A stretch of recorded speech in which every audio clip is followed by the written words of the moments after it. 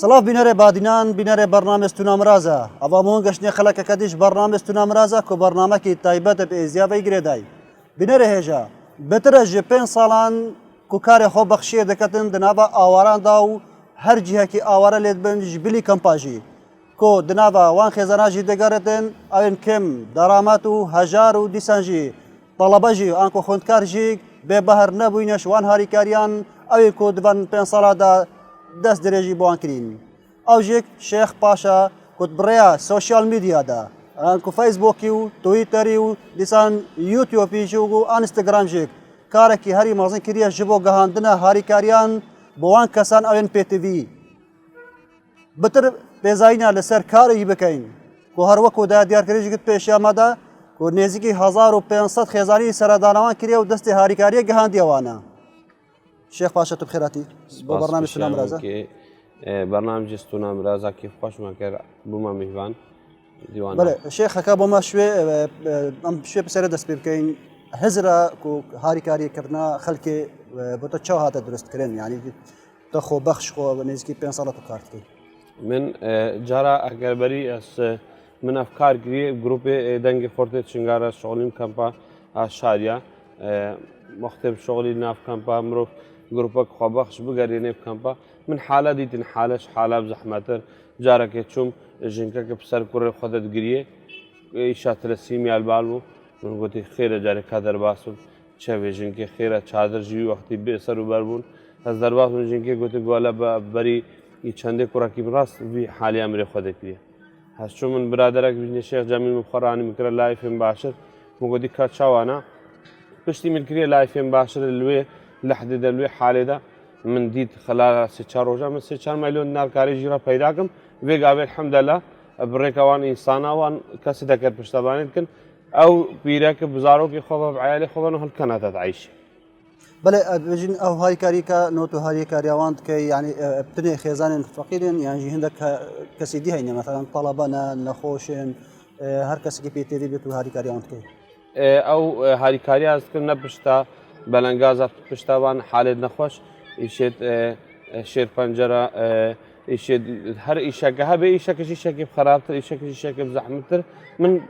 سردان همو کاکیرش 1500 حاله بترجی و قابل بردست من 1000 حتی 10200 حالی هکر و قابل من سردان آوان نکری قالك جارا او جي بويا شجاعتش مره كردي سا وان گنجت ازديا برادرت ما هكر پشتباني كريا او طالب شجاع بيشل كليه طالب ابتدائيه جيبه من پشتباني كريا او طالب شجاعت شيبه او ببيع قلمك او جكاري خدمات خلكك هو هاريكاري بتشكوتين يعني هاريكاريش آلي الرخراكي بتنش حكومتك بينجيش خير خوازة تفيد بس حتى في قابجي هاريكاري وقو حكومي وقو منظمه انساني حتى في قابل منظمه تشتك پشتباني من في قابل نكري حتى في قابل جاب 5 ساله أصحابك شغل مناف كامباوان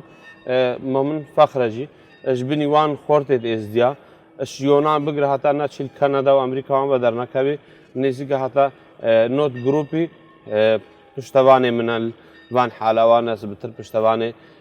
بلنگاز ابن بتر كاربم دنگي وان بگهينم روج بروش وقتي وان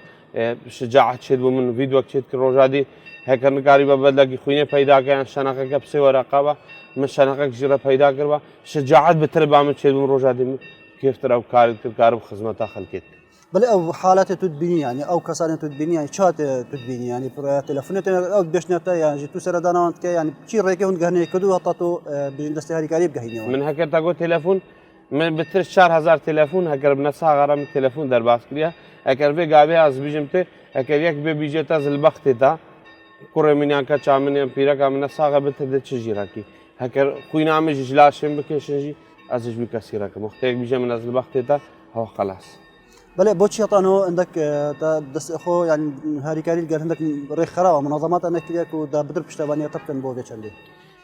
اصلا انسانه کی هكر دنگي انسانيت بيبم بدنگي خود بيبم دنگي كاسكي ناك بيبم دنگي وان رسول بلنگازات بيبم قالك جارا من دمت صليب الاحمر قالك جارا من دمال من برسيا هكرم بق هنا يكودوز وان من ما بالشغل مجي رجري هاتكن هكر رزن كار ما من ما خدمت بكم يعني دستي وان فقيره وان بقرا بله تو چه گهی وان جیه یعنی تو بیشتر خو بخش کارت کم یعنی دیاره توش آواره یعنی توش بله اجی خرکشنگالی ما خرکشنگاری و آواره و تو اب نزدیک 5 سال خو بخش بیکاری که یعنی چه بوده بیشتر تصرفت کود بیکاری بکی من باب من او كاره كيف كاره بجن في ترى ساروان وحرس حدود نجي معاشي وان الحمد لله معاشي براي من وبابي من باشا براي من معاملات شمت الشغل اجي بيش مرقي مراتب من 6000 بس مديت ناس محامي مو ناس استاذ مو دكتور متني وقت من او رازيل وانا قاعد مديت شادر عادات بيجي مريج نيزاوي مريج هكرنا شبا تاخذ سنه بسي ورقه كري مجي وجداني من هو قبول كر ما قلت مادام ويا هم بلا او جرعه جهابي اجي قارب خصمه دخل كيفكم اجي في وقت خو بلا اجي رازيل وانا قاعد على ترخامكم بله قالك جاري ايفان كارا بكاتن يعني بيجين رخنت تقرت النقد تقرت الكاري يعني رخنا التهاتي قرت ناطانوتو رخنا قالك جاراتي تقرتن هر كسا کی کاری با رخنا تقرتن هک هر کسا کی بیجی باولا کیرتی الشيخ باشا دراف اتجه دستي بناجي دستي رازيل بانغازاجي من هتابع قاويشي بلا یک کس بیجی باولا من روشا کی دراف ده الشيخ باشا بسور سود دراف من تسلیم کردی وقتی استشکی بکم کرامت خال پیش شرط شکی حسابك وكو دو بيبا جريدا هكر يجي بيجي بخياس شوي نقدش عجز نابم بلا كرمرو رخنا كي بكر رخنا جي ابا كرني بي اري يعني ابش تبي چندكو ايدي باوريام خلكي بينا فان ريخرانا ما يا انجر كسكي كار بقت باوريام بينا ما يجبركو قالك جاراجي خيرات ان هاري كاريت بون هاتين درستي نگشني انا لو ما يروكش يعني هر كسانا كي بيجين فان هاري كاريا بكتن دي رخنا لي تقرتن او كسب پشتوانيا مگري دراف شان دي بردست من هتا بيگاوي گشتی 8000 مرۆڤ اگر یکی 5 یورو شان بێگی 100 یورو یکی 1000 یورو گروپن گشتینە هەیوێ 20 میلیۆن نار گروپ شاندێ بەردەستێ من ژوان کەسە هەموو کات یەک کەسی هەتا بێگاوێژی رەخنەن من نەگرت یا ڕەخنی هەگەر کەس و یان نەخدامت گرن گەلک هەینی هەکەر نکاربن وەگەم مکارکردنێ خەڵکی خۆدا ئەو رەخنن متگرن یان نەخدامت يعني تنابني كو بيتي فيديو كو بشتباني تبتكر نا رخنا تبتكر تندا كو بتر هاري كاك بي بردواني كاكي اكرم بشتباني بتكرن زب بتر كاركم زب شب وروش تيك جوان كساي هكر نيجي كمان ابا بريد سي روجات دي سام ناب بفريد چوما با خلقي وان دي سوان كسا برادر وان خير خوازت اوروبا وان درافشان ما چوما ما قدي ما هريك كما بسيله ترغاز غاند دي باشا بلاد سي بارخ وقرم كل من أسقى محتاج تشكيني محتاجية كاسجيني مدعمة من شخصي بقاجي محتاجم أو مجي خوينا خوجي بدون بشتباني بلنغازات بله أطانها بيجي أو حالات تول تجشتي وان سردانوان كلي تهاري كاري جهان يعني بيجي عندك حالة دي تنكو تقلق بإشياء راسي هر لقاء التلفزيون هذا أو كي وقت تفي باي بيجي من ناس قلق بديشم شهادة كجوان كسايجي يعني حالة زحمة ترجي بيشابه من هاتينا شهد هاي بكيش دس 11 هات يك شيء ببتني المال أخذ أنا بس بيستونا رجال مستشفى دابو إيش اختصابه ميلاكاوي خرابه بتر نكار بتر تشكيل شهد بزحمة ترنينا يعني حالة مو بزحمة براي مني نخوش به عياله من نخوش به هر كسا كي نخوش به بس يكش دس وان كافر به هاي بكي بيستونا رجال مستشفى يك شيء ببتني المال امر خدا بکم و از یک دیسا یکم شخص سردان آوی بکم وقتی از بچم بیشتر راست خو لایفم باشر بچم ابال یکی دسته ویجی کریبه لنگه ویجی کریبه ایشا گرچکل بال به هر ایشا که هکر البال هبه و پشتی هنگی امر خدا بکم بزنبا دمیر قبول ناکاشی پیتیشه يعني هنگی مالی رزگار کنی يعني مالی من 10002 هکر هر کسی که میرن هر جه اف کسی که 40 سالیه اجي بيت حسيم هكر وقت ياكي بتشما بايكي وسامري خديبك يعني ما نتقى ينجي هريكا كي هبدلكو او بترزقار كنش مرني بله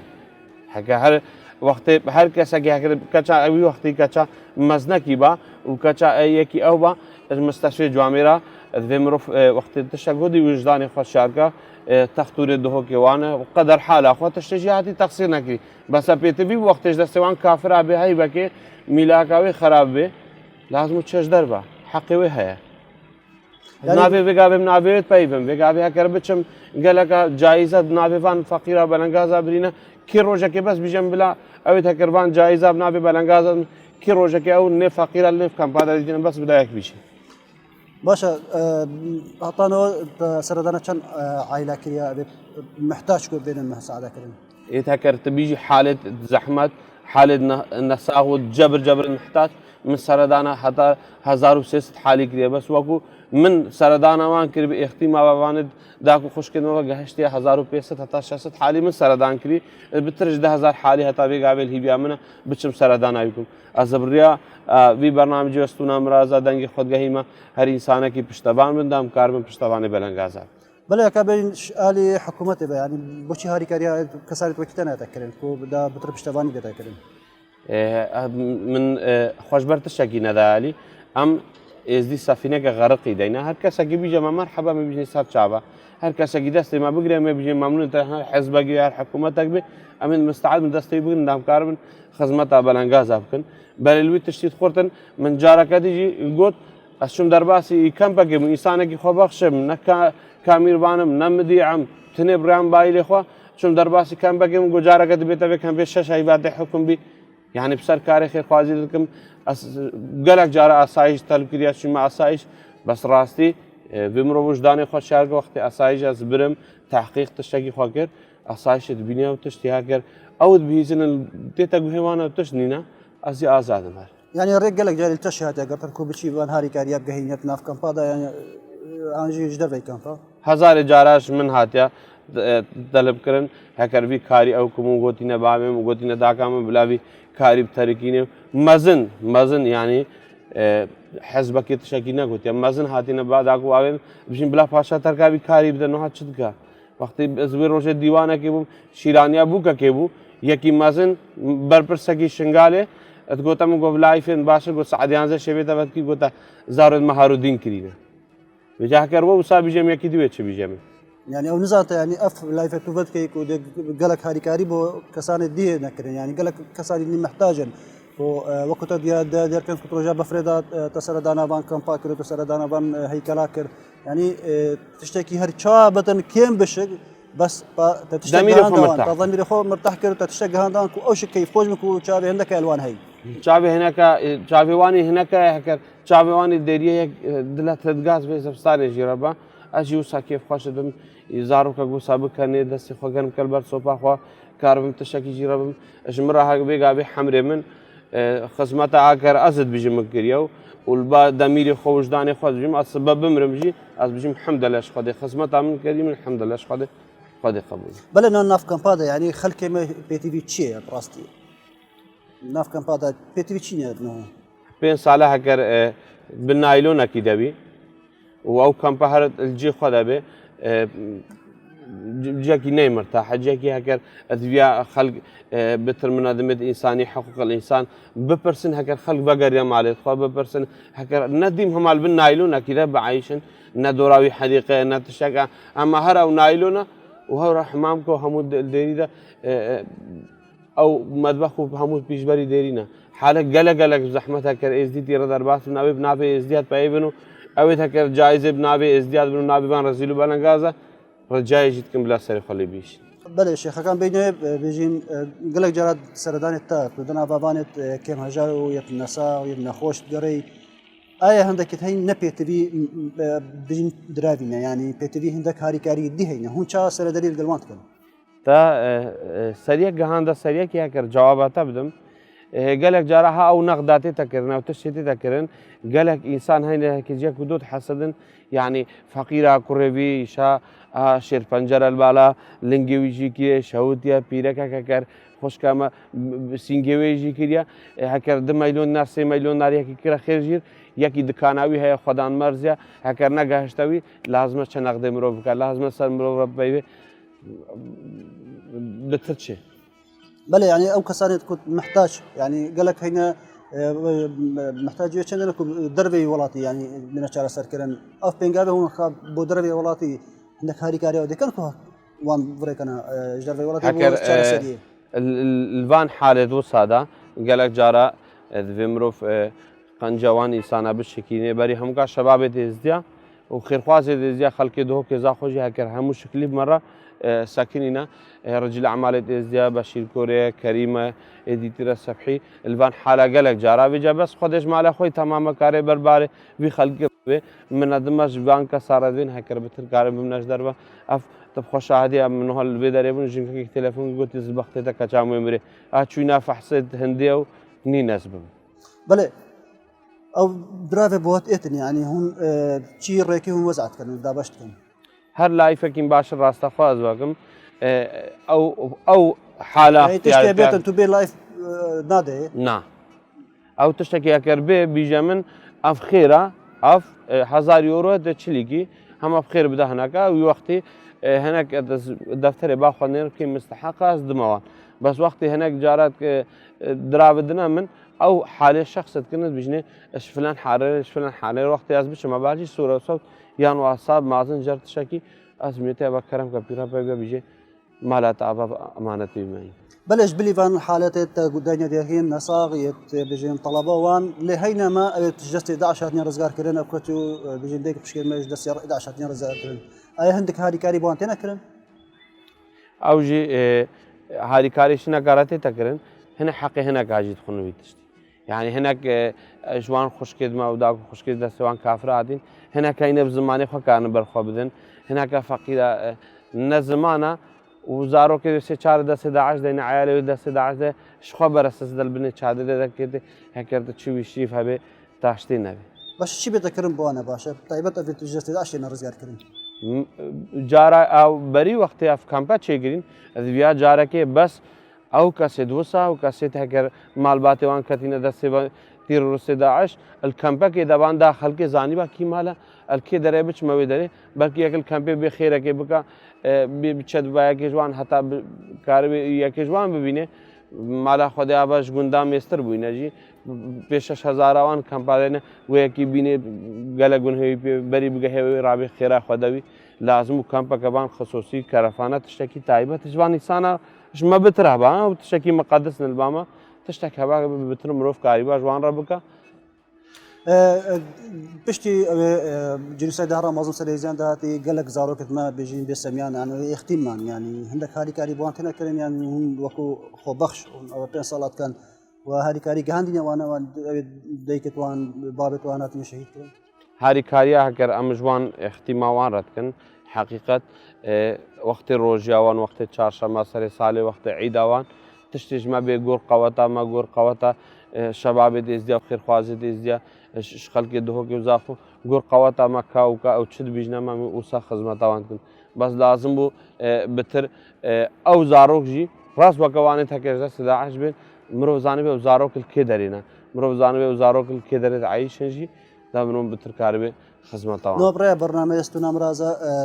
تشي اختن هي بوان الدولمنت ابي زنقين تشي زي تشي برين مسلمان المسيحي منظمات حكومات تشي اختن هي بوان داكو بتر هاري كاري بتكرم بوان كسا ريا برنامج استنا مرازا زدنگي خود هيما وان كساوان بربر ساوان رجل اعمال ازيا نكسا كشكسا او ببيان يكي خير بتر كريا همون دستي خوبنا دستي حدودا افزارو كي دي اختيم ابي هكاش دستي بان كافراتين بلنگاس ببين زارو كي دو بتر نبي بله پیوات ادمایی چی هست؟ پیوام من ادمایی هیوید کم پشتوان ادمابن من ادماجی پشتوان ادمابن کاربن دا بتر خدمت آبان رزیلو بالنگازا بکن بتر کاربن دنگ ملت خواب گهینه خلق. بله سپاس بوده شیخ پاشا کتیرو میوان برنامه سنام رازا بی بو وان پیزاینا سرکاری خودی سانجی او کاری پیروزی و 5 ساله توت دنا وان آواردا پراسیجم دل دنگ خلق دل دنگ تا بلند کین بو وان خیر خوازا کو خلق میزنگین دولمند رخرا وحكومات يعني دستي هذه كاريه بجين تدا داتو بتر هذه كاريه بان خلكي بكيو بتر دنا بخلكي دا بغري وابي كسانين بي تي في بهاري كاريه هي ماشي من سباس بلا بنا رجال هركمات نير دما يا في خلكش برنامج تنام رازه حتى خلك كدي ميفانك يدين بنشاف دي ياخذ